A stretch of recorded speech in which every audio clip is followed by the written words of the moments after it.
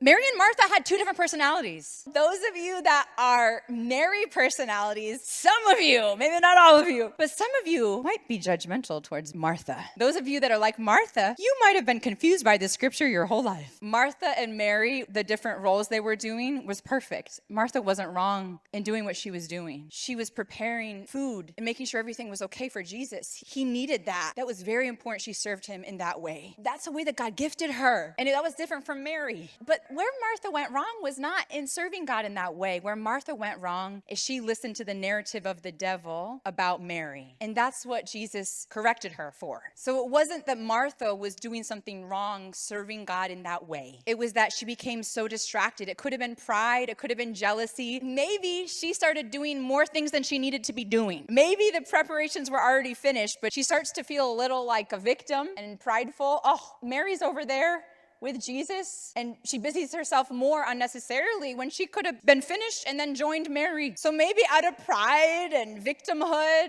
and offense and annoyance and then judgment towards Mary, it makes her completely just shut off in the mind this beautiful thing that Mary's doing and this beautiful thing that Jesus is here, and instead she's listening to the devil and she speaks the devil's words in this beautiful anointed time. That could have been the scenario. We have different roles, and sometimes we can be judgmental and say, what I'm doing is more spiritual. What they're doing isn't as spiritual. What I'm doing is more important. What they're doing is not important, But some are Marys and some are Marthas in terms of different roles. And we got to be careful to not listen to that narrative of the devil, to judge others and to think that what we're doing is better. We should have a heart that we're always bringing peace and love and unity so that they can be strong and not held back by doing the work of God that God has called them to do. And we should focus on improving ourselves and just stay focused on doing the work God has called us to do.